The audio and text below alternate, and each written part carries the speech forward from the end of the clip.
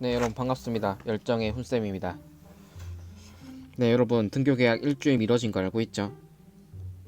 네, 혹시 모르는 사람 있을까 봐 한번 말해봤습니다. 이 슬픈 소식, 여러분 혹시 설마 좋은 거 아니겠죠? 네, 슬픈 소식 전해드립니다. 그래도 더 이상 미뤄지지 않았으면 좋겠어요. 여러분 건강 조심하고요. 네, 오늘 수업 시작해 보겠습니다. 힘을 내서 같이 온라인으로 조금 더 으쌰으쌰 한번 해봅시다. 자, 확률과 통계 7차 시 수업입니다. 저번 시간에 어디까지 했어요? 이항 정리에 대해서 얼추 마무리를 해봤습니다. 자, 그러면은 이제 새로운 단원에 들어오게 되었는데요. 드디어 우리는 이제 앞에 배웠던 다양한 경우의 수들의 밑작업을 수학을 이제 거두어 드릴 때가 온 겁니다. 네, 확률에 드디어 들어오게 되었는데요. 43쪽 다 같이 한번 보면 되겠습니다. 43쪽에서 가장 눈에 띄는 단어 한 가지를 꼽으려면 여러분 뭘 꼽겠어요? 네, 확률을 꼽을 겁니다. 혹자는 이제 이렇게 물어볼 수 있을 거예요. 선생님, 확률은 우리가 이미 배웠던 거 아닙니까? 우리가 중학교 때 다 배웠는데요? 이렇게 물을 수도 있겠죠. 음, 이 확률을 중학교 때 배우는 것과 또 고등학교에서 새롭게 배우는 이런 사항이 굉장히 흡사한 사항이 있는데요. 그 사항이 무엇이냐면 무엇일까요? 네, 바로 함수를 배우는 상황입니다. 우리가 중학교 때 어땠어요? 함수를 배웠죠. 네, 적당히 x, y의 대응 관계를 함수라고 불렀었는데요. 그래서 뭐 1차 함수, y는 2x, 뭐 이런 것들을 배웠단 말이죠. 그런데 우리가 고등학교에 와서는 새롭게 함수를 정의를 했어요. 어떻게 정의를 했죠? 네, 집합. 바로 집합 x와 집합 y의 대응 관계로서 함수를 새롭게 정의를 했는데요. 네, 여기서 중요한 키워드가 있습니다. 여러분이 확률과 통계를 배우는데 앞서서 가장 기본적인 이론의 베이스가 되는 것은 바로 집합입니다. 네, 선생님, 그러면 이 집합이라는 것이 뭐 좀 중요해 보이는데 어떤 의미가 있습니까? 라고 물어보는데요. 어, 선생님이 뭐 비유를 한번 해보자면요. 집합이 모든 수학의 토대가 되었다는 얘기를 집합을 배울 때 해준 적이 있는데요. 마치 새롭게 이렇게 확률을 배우는 것은 이런 겁니다. 우리가 중학교 때 어떤 소설을 한번 뭐 적어봤다고 칩시다. 네, 글짓기 해야 돼가지고 소설 하나 딱 적었는데 그거를 고등학교 때 봤다고 딱 쳐보죠. 너무 막 어색한 점이 좀 있고 조금 더 잘할 수 있는데 조금 더 정교하게 좀 더 주도 면밀하게 세밀하게 서술을 할 수 있었는데 그러지 못했다. 그래서 고등학교 와서 그거를 새롭게 좀 더 깔끔하게 적어볼 수 있는 거잖아요. 그런 상황이 수학사에서도 있었는데요.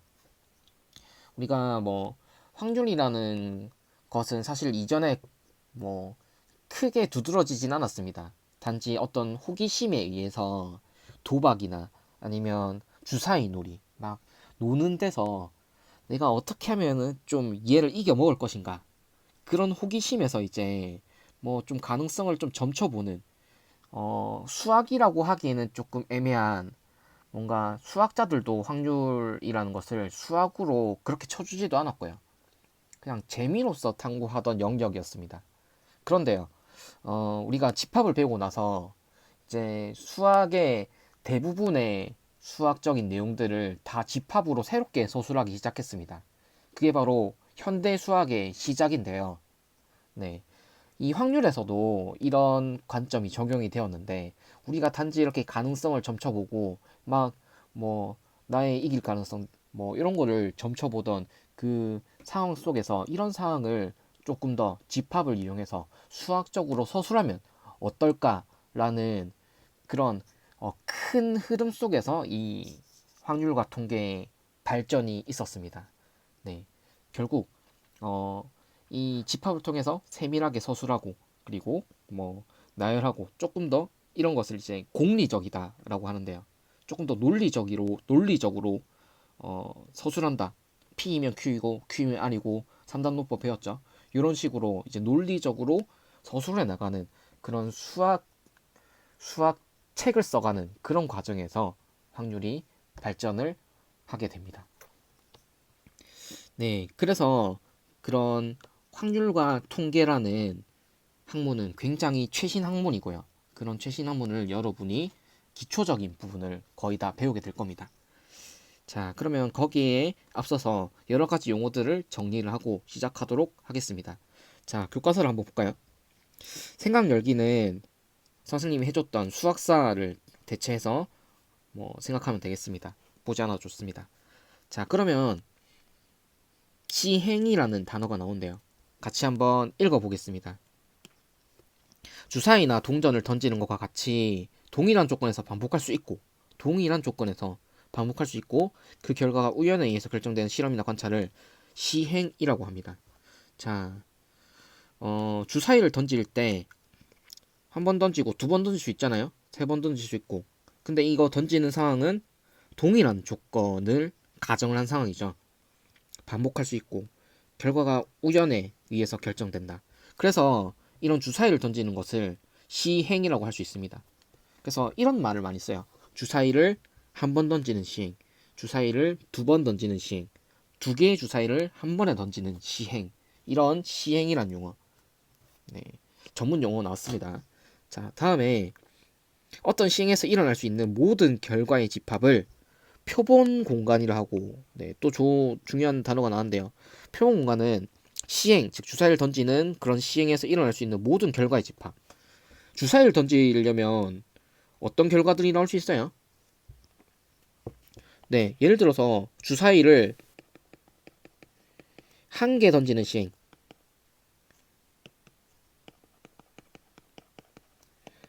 그럼 우리는 이 결과를 어떻게 생각할 수 있냐면, 네, 주사위 눈에 당연히 주목을 할 수밖에 없겠죠.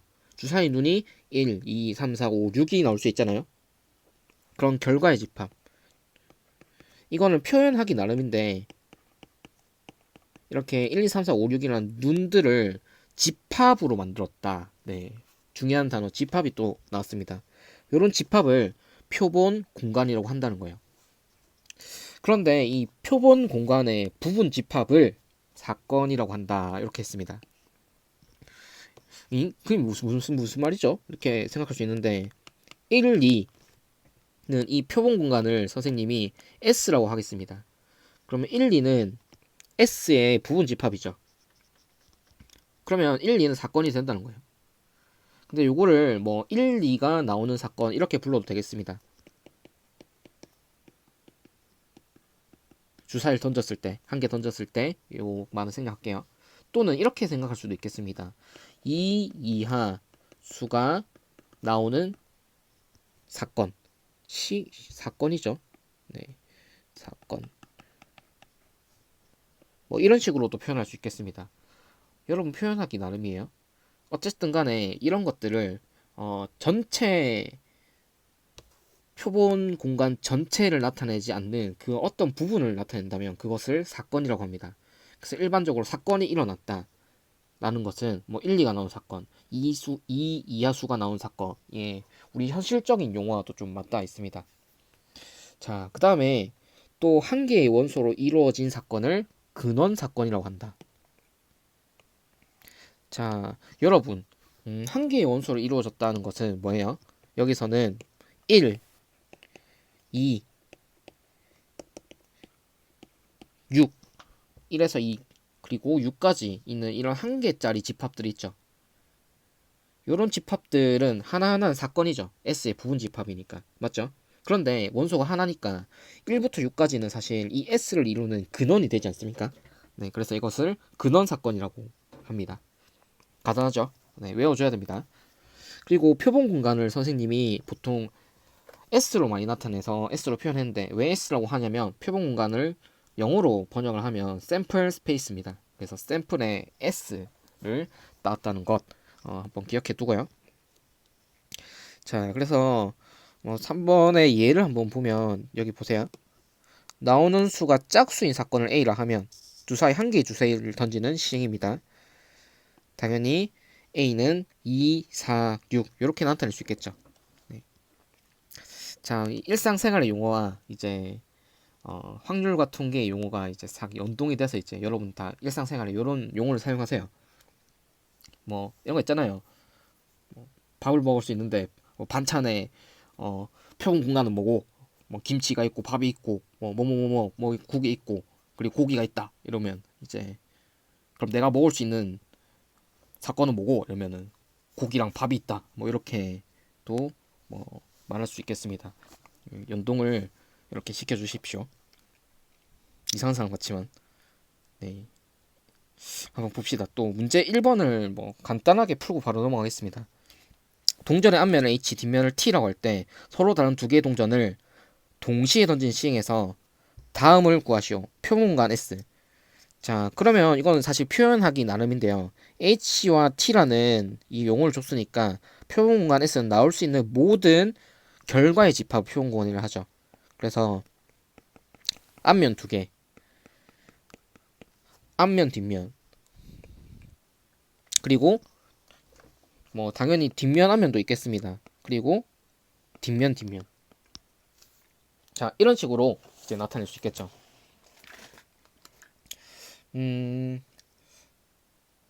그렇다면 우리가 서로 다른 면이 나오는 사건 A는 이제 이 부분 집합이 되겠습니다. HT, TH 이런 식으로 사용할 수 있다는 거예요. 쉽죠? 네, 넘어가겠습니다. 네, 44쪽 한번 보겠습니다. 역시 우리가 배웠던 용어를 조금 더 구체화해서 이제 서술을 하는데요. 한번 보면 표본 공간이 S인 두 사건 A, B에 대하여 A 또는 B가 일어난 사건을 A 합집합 B와 같이 나타내고 A와 B가 동시에 일어난 사건을 A 교집합 B로 나타낸다. 이렇게 말해놨는데 자, 여러분 굉장히 익숙한 상황입니다. 우리가 명제할 때 한번 생각해 보세요. 네, P 조건 P 또는 Q를 네, 진리집합으로 표현하면 P 합집합 Q였죠. 마찬가지로 A, B가 동시에 일어난 상황은 A 그리고 B가 일어난 상황이죠.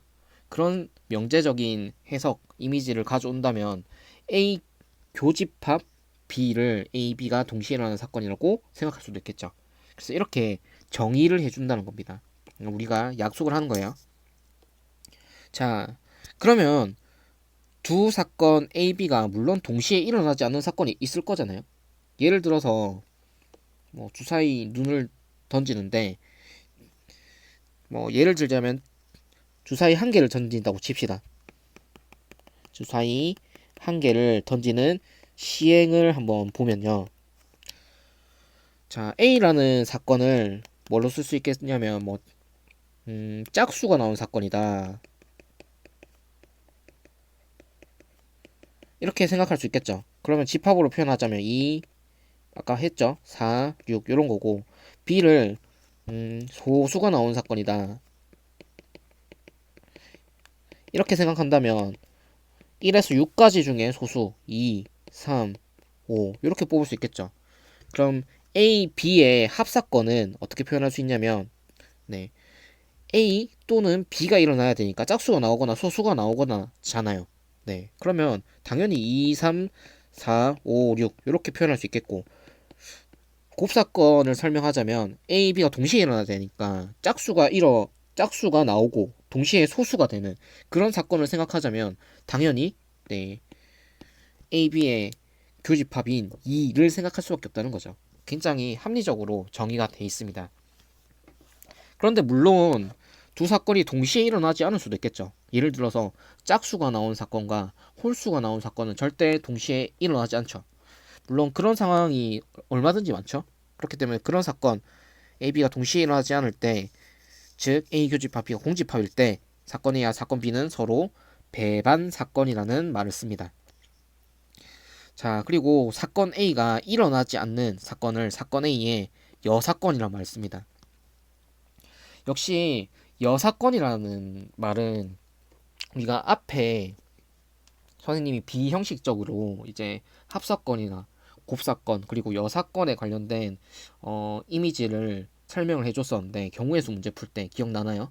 왜냐면 이 집합으로 표현하는 것 자체가 조금 더 여러분이 상황을 좀 정리하고 단순화할 수 있는 중요한 도구기 때문입니다.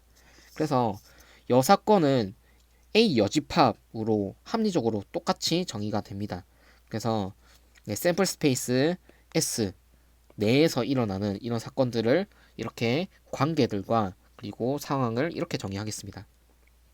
자, 그러면 뭐 문제를 한번 풀어보면서 빠르게 정리하고 넘어가겠습니다. 동전의 앞면을 H, 뒷면을 T로 할 때 서로 다른 두 개의 동전을 동시에 던지는 시행에서 앞에 했던 시행이죠.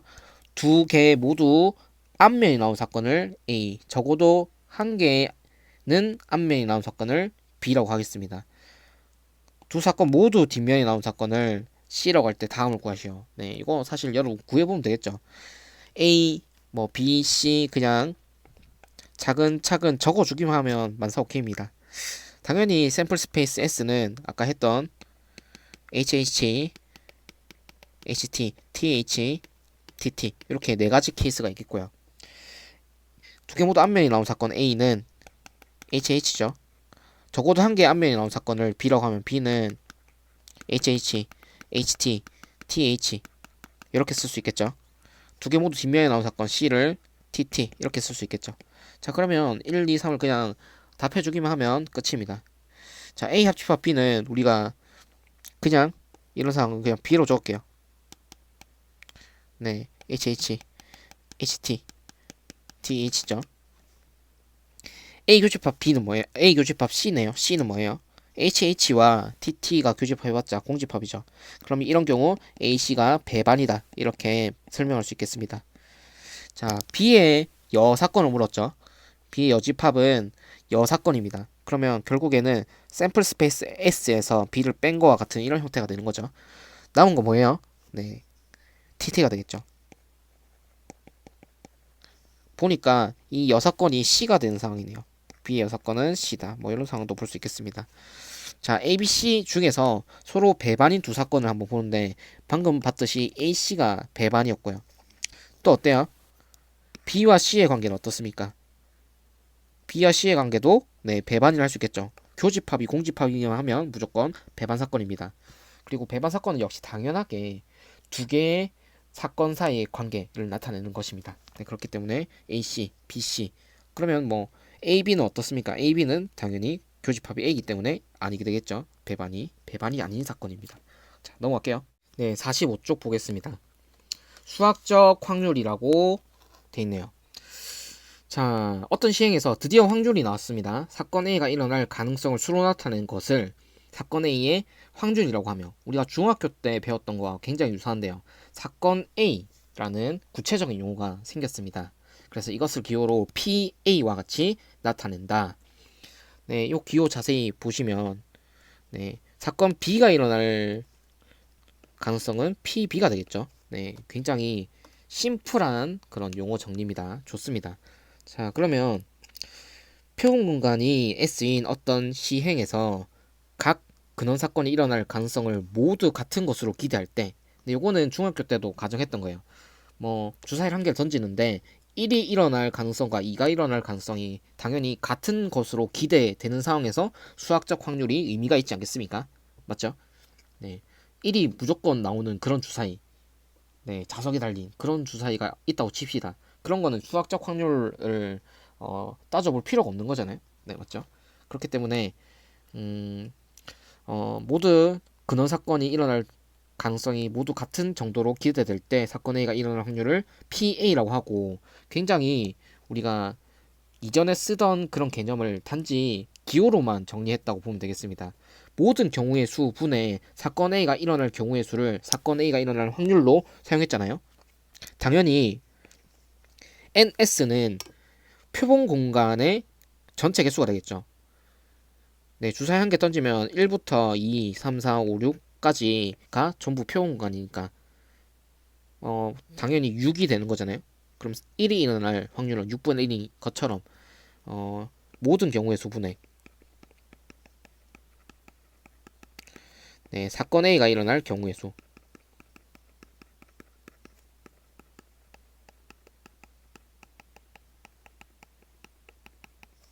네, 이게 굉장히 중요한 개념입니다. 뭐 기본이기도 한데요. 네, 이렇게 많이 구하죠. 그래서 PA를 이렇게 정의하고요. 그리고 표본 공간 S에서 사건 A가 일어날 수학적 확률이라고 정의를 합니다. 뭐 보기 쌤이 들었던 표본 공간이 나와 있네요. 한 개의 주사를 던지는 시행에서 표본 공간 S는 1부터 6까지다. 그래서 나온 수가 3의 매수인 사건 A라면 3, 6이다 A가. 그럼 사건 A가 일어날 확률은 당연히 6분의 2 NS분의 NA로 표현이 돼야 되고, 네, 3분의 1로 구할 수 있다. 우리가 알고 있는 것을 집합으로 정리를 해주고 있습니다. 자, 예제 1번도 한번 풀어보겠는데요. 빨간 공 3개와 파란 공 2개가 들어있는 주머니에서 임의로 2개의 공을 꺼낼 때 빨간 공 1개와 파란 공 1개가 나올 확률을 구하시오. 네, 2개의 공을 동시에 꺼낸다는 소리가 되겠죠. 그러면 어떤 상황이에요? 2개의 공을 꺼내니까 총 5개의 공을 가지고 있죠. 그러면 5개 중에 2개를 선택할 수 있는 그런 상황을 생각하고요. 그 다음에 우리가 빨간 공 1개와 파란 공 1개니까 빨간 공 3개 중에 1개 뽑히고 파란 공 2개 중에 1개 뽑히는 이런 확률 뭐 10분의 6이고 5분의 3이다. 이렇게 우리가 계산을 많이 했을 겁니다.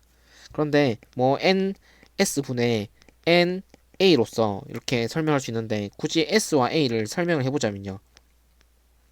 S는 2개를 뽑을 수 있는 모든 경우가 되겠죠. 그래서 여기서 주목해 볼 사실이 있는데요. 빨간 공 같은 경우는 구분이 안 되는 걸 수도 있잖아요.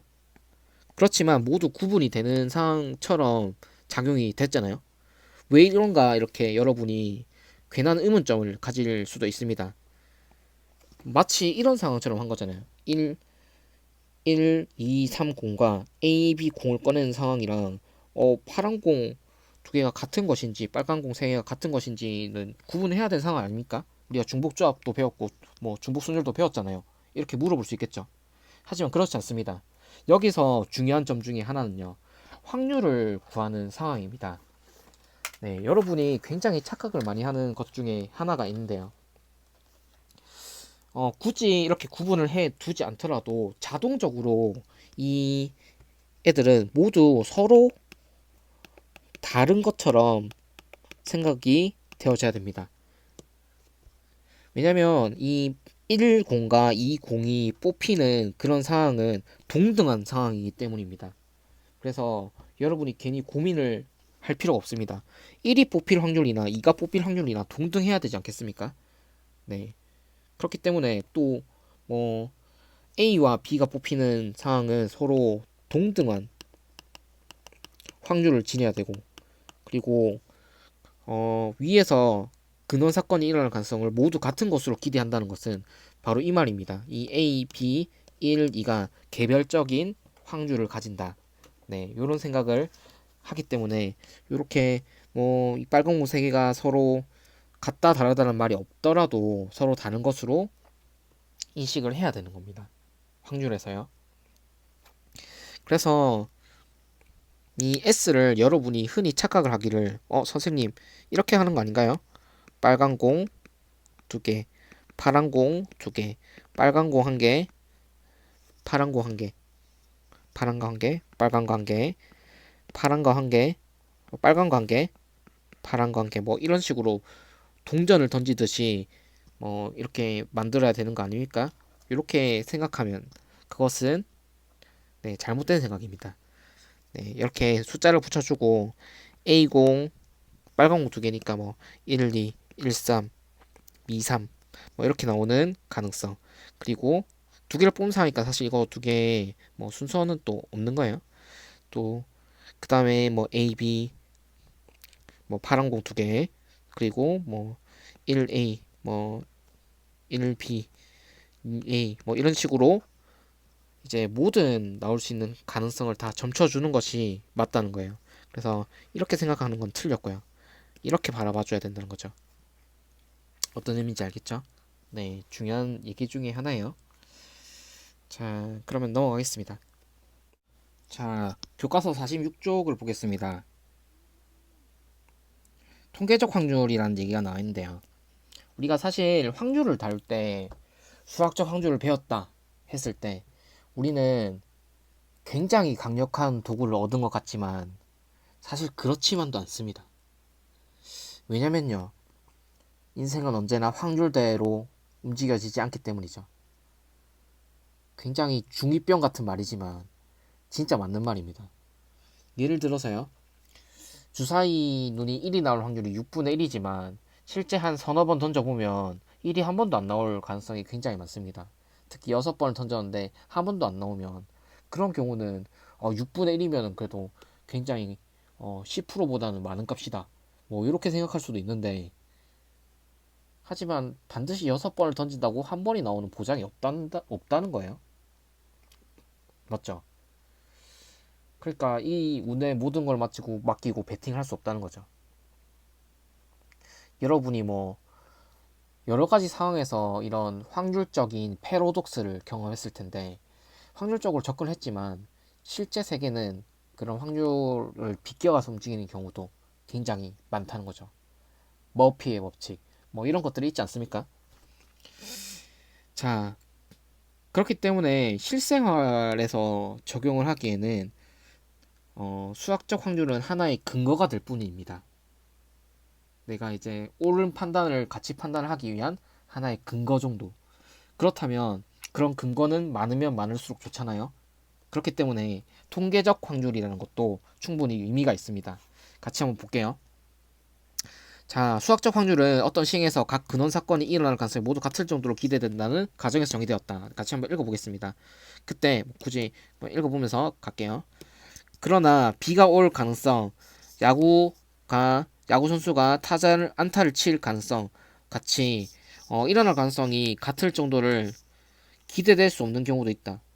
예를 들어서 안타를 치는 상황이 매번 같은 일어날 가능성이 모두 같은 뭐 사건과 환경 그리고 뭐 주변의 뭐 기온, 습도 뭐 이런 게 다 똑같이 맞춰질 수 없잖아요. 비가 오는 것도 사실 그 비가 온다는 것 자체가 뭐 매번 반복할 수 있는 상황이 아니잖아요. 내가 반복할 수 있고 우리가 수학적 확률 어떤 경우에 정의가 돼요. 반복 시행할 수 있고 그리고 그 각 경우가 일어날 가능성이 동등하고 이런 굉장히 까다로운 조건들이 많이 붙는단 말이에요. 근데 실제는 그런 까다로운 조건들이 붙지 않는 경우가 훨씬 더 많다는 겁니다. 그래서 이와 같은 경우 많은 자료를 수집하여 조사하거나 같은 시행을 여러 번 반복하여 구한 상대 도수를 통해서 그 사건에 일어난 가능성을 뭐 알아보는 뭐 그런 경향을 알아볼 수 있다. 그러니까 여러분 상대 도수라는 말이 있는데요. 예를 들어서 이런 우리가 상대 도수 배웠던 거 기억납니까? 그러니까 총도수분의 이제 총도수분의 어떤 계급값 안에서 일어날 수 있는 그런 도수를 정했었잖아요. 예를 들어서 뭐 여러분이 뭐 키가 뭐 100cm에서 뭐 180까지 190까지 갑시다. 뭐 100cm에서 190까지 분포가 되잖아요. 그럼 100에서 120은 0명, 120에서 140은 뭐 1명, 뭐 140에서 160은 뭐 10명, 160에서 180은 뭐 9명. 뭐 이런 식으로 분류가 된다면 뭐 총 도수는 20이고 상대 도수를 따지기는 20분의 1. 이거는 0, 20분의 10, 20분의 9 이런 식으로 이쪽은 도수, 여기는 상대 도수 이렇게 정했던 거 기억납니까? 우리가 초딩이 아니고 중딩 시절에 이거 배웠죠. 네, 상대 도수. 그렇다면 이런 상대 도수를 통해서 그 사건이 일어나는 경향을 알아볼 수 있는데요. 음, 예를 들어서 요 비가 올 가능성 같은 경우는요. 뭐 이 시기에 뭐 날이 한 100번 정도 그 시기를 점쳐봤다면 예를 들어서 오늘이 5월 13일이니까 5월 13일을 한 100번 정도 이제 체크를 했다면 그 100번 중에 뭐 10번이 비가 왔어요. 근데 5월 13일의 기후나 그 동등한 뭐 기후 조건을 100번을 시뮬레이션을 했다 치면 그 중에 10번이 왔다면 비가 올 가능성은 10%라고 정해줄 수 있겠죠. 그런 식으로 이제 상대도수라는 개념을 통해서 사건이 일어난 경향을 살펴봤다는 거죠. 자, 그렇다면 우리가 상대도수 우리 실험 많이 했을 때 중학교 때 뭐 이런 거 하지 않았습니까? 동전 막 조별로 막 동전 던진 다음에 몇 번, 100번 던지고 조원 한 명이 100번 던지면 다섯 명 있으면 500번 던진 거고 맞죠? 뭐 그런 식으로 이제 상대도수를 계산을 해서 막 실험을 했던 거 기억납니까? 안 했을 수도 있겠지만 그러면 이를테면 다음 그래프는 이런 그래프입니다. 한 개의 동전을 던지는데 앞면에 나온 상대도수를 조사했어요. 근데 뭐 사실 10번 던졌는데 한 번도 앞면에 안 나오는 애들도 있습니다. 살펴보면. 그런데 한 1000번, 10,000번 던지면은 사실 한 반 정도는 거의 뭐 앞면이 나온다는 거예요. 그래서 그 상대도수, 앞면에 나온 상대도수가 점점 2분의 1에 가까워지는 상황임을 뭐 테스트하는 아주 유명한 뭐 실험이죠. 이런 것들이 있는데, 그러니까 살펴보니까 던진 획수를 충분히 크게 하면 상대도수 일정한 값에 가까워지더라. 그래서 일반적으로 n번 반복할 때 사건 A가 일어나는 횟수를 Rn이라고 하자. 그러니까 수열 배웠죠? 수열 배웠죠? 10번 던졌을 때 사건 A가 R10 일어나고 100번 던졌을 때 R100 일어나고 이렇게 첨자로서 구분을 해놨는데 시행 횟수 n이 한없이 커짐에 따라 상대도수 n분의 Rn이 일정한 p에 가까워지는데 이 값을 사건 A의 통계적 확률이라고 한다. 그러니까 이렇다는 거야. 예를 들어서 동전을 10번 던졌습니다. 동전 10번 던졌는데 쌤 앞면이 3번 나왔습니다. 그러면 10분의 3이 동전이 앞면이 나올 통계적 확률입니다. 이렇게 주장할 수 없다는 거예요. 옆 동네는 6번 나왔던데? 이렇게 할 수 있잖아요. 그러니까 우리는 그래도 통계적 확률이라고 하면 그 횟수가 굉장히 많아야 된다는 거예요. 그래서 n을 무한대로 간다라는 표현을 하는데 n이 한없이 커짐에 따라 이 값이 어떤 값에 가까워질 겁니다. 이 동전을 던지는 상황과 같이 2분의 1에 가까워지는 걸 볼 수 있죠. 그러면 그 정도 되면 이제 통계적 확률이라고 정해줄 수 있다. 그런 얘기입니다. 자, 그러면 구구절절 얘기가 많았습니다. 그래서 사실 무한번 던질 수 없잖아요. 맞죠? n이 한없이 크게 할 수 없기 때문에 그냥 적당히 충분히 클 때 한 1000번, 10,000번 던졌으면 그만해라 많이 했다. 뭐 이 정도입니다. 그래서 n분의 rn을 통계적 확률로 보통 생각을 많이 합니다. 예를 들어서 뭐 읽어보죠. 공장에서 생산된 제품 500개를 주사할 때 불량품이 2개다. 그러면 불량품의 확률은 500분의 2 정도라고 뭐 이제 가정을 할 수 있다는 거죠. 자, 그래서 어떤 사건 A가 일어난 수학적 확률을 P일 때 n이 굉장히 커지면요. A는 n분의 R에는 P에 점점 가까워진다. 그러니까 수학적 확률과 통계적 확률은 결국 엄청 많은 통계를 발휘한다면 그것은 어떤 수학적 확률에 다가갈 수 있다. 이런 이론적인 토대는 분명히 있습니다. 뭐 이렇게 1년에 통계에 관련된 내용을 봤는데 문제 한번 풀어보고 조금만 더 얘기해 볼게요. 문제를 한번 보면 네, 출생자 수를 조사했는데요. 자, 2015년 출생자네요. 근데 어느 날 우연히 만난 아이가 2015년에 태어난 아이였을 때 이 아이가 경기도에서 태어났을 확률을 소수점 아래 셋째 잘라서 반올림하여 구하시오. 이제 뭐 불편해 보이는데 경기도가 여기 있죠. 네. 113495 네, 합계는 438420 그러면은 여러분은 전체 438420분의 113495 이런 식으로 쓸 수 있다는 겁니다. 물론 여러분한테 이 계산을 요구하지 않겠어요. 이런 거는 당연히 계산기로 하라는 소리가 되겠죠. 네.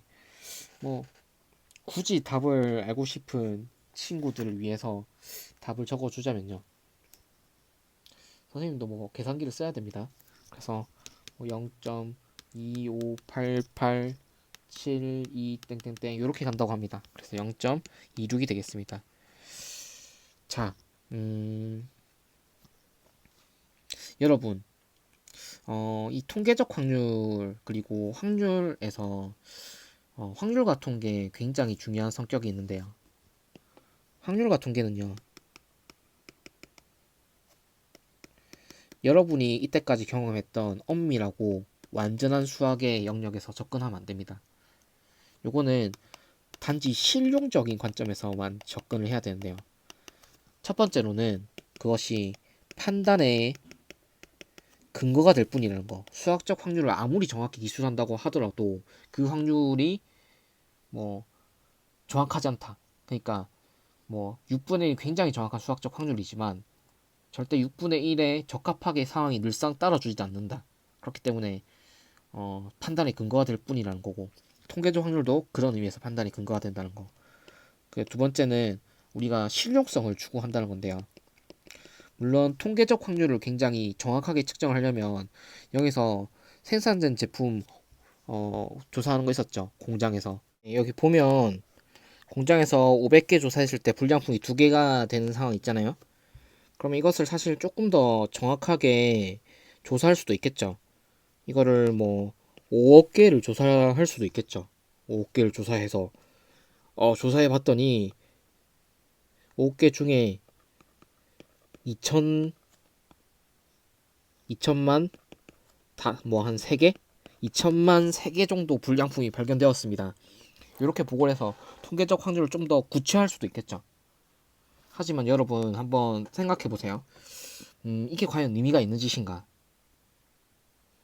여러분, 일단 이 5억 개를 조사하는 시간과 비용 굉장히 아깝습니다. 언제 이거 다 하고 있습니까? 게다가 5억 개 중에 2천만 3개가 나온다고 하더라도 우리가 새롭게 공장을 돌렸을 때 불량품이 딱 등장할 확률은 5억분의 2천만 3이 절대 아니라는 거죠. 그러니까 뭐 사실 뭐 이거 맞는지 옳은지도 검증하는 방법이 사실 따로 있지만 우리는 아직까지 그런 게 없습니다. 그러면 사실 이것도 하나의 확률이고 판단의 근거일 뿐인데 굳이 이거를 5억 개나 조사해서 막 사람 피곤하게 만들고 막 이럴 필요가 없다는 거예요. 우리가 적당히 믿을 만하게 500번 정도 했으면 충분히 이제 요 정도 되면 통계적 확률로 인정할 만하다 정도의 그런 통념적인 적당히 한번 해보자. 적당히 우리가 인정할 정도만 하자. 뭐 요런 관념이 굉장히 확률과 통계의 어, 베이스가 되는 그런 관념입니다. 즉 실용적으로 그리고 뭐 적당히 판단의 근거로서만 이용하자. 요게 확률과 통계의 굉장히 중요한 관점 중에 하나인데요. 여러분이 나중에 통계에 가면 이런 관점이 조금 더 심해집니다. 그래서 이걸 잘 알아뒀으면 좋겠고, 그래서 이런 관점들 때문에 사실 수학자들로부터 굉장히 비난을 받았어요. 확률과 통계는 그건 뭐 수학이고 수학이 아니다. 이런 식으로요. 요즘에도 굉장히 많습니다. 네. 다른 수학과 교수님들은 확률과 통계, 수학교육과 교수님은 확률과 통계 그거 수학이가 막 이렇게 반문하는 사람도 분명히 있을 겁니다. 그렇지만 이것도 뭐 하나의 뭐 학문적으로 접근한다면 뭐 이런 두 가지 관점을 가지고 학문적으로 접근을 해보자는 거예요. 자, 일단 여기까지 하고 넘어가겠습니다. 네, 마지막 주제에 대해서 한번 보겠습니다. 확률의 기본적인 성질만 한번 보고 끝맺도록 하겠습니다. 굉장히 쉬워요. 같이 한번 읽어보겠습니다. 자, 어떤 시행이 있습니다. 그리고 각 근원 사건이 일어날 가능성이 모두 같을 정도로 기대될 때 이거는 이제 수학적 확률을 쓰겠다는 뭐 그런 이제 선언 정도 되겠습니다. 표본관에 S인 사건 A에 대하여 네모에 알맞은 수를 한번 넣어보겠습니다. 자, 당연히 A라는 사건은 공집합을 포함할 거고 공집합은 모든 집합이 부분집합이죠. 그리고 표본관에 포함이 됩니다. 그러면 집합의 성질에 의해서 다음이 만족하죠. 그래서 각변을 ns로 나누면 ns는 0보다 큰 값이니까 부등의 방향이 바뀌지 않고요. 그러면 요 값은 1이 되겠네요. 그리고 우리가 알기로는 요거를 PA라고 했죠. 그럼 PA라는 거는 1보다 작거나 같습니다. 그리고 당연히 n 공집합은 0이잖아요. 네. 그래서 이게 0인 겁니다. 그래서 특히 a와 s가 같다면은 어때요? ns분의 na는 ns분의 ns가 되겠죠? 그러니까 ps가 되는 상황이죠. 결국엔 이거는 1이 되는 상황이네요. 1이 된 상황. 그럼 그 a가 공집합이 어때요? 이게 이미 0이니까 0이 되는 거죠. 그럼 우리가 생각해 볼 수 있습니다. 이게 뭐가 중요한 얘기냐면요. 임의의 사건이라는 게 중요한데요.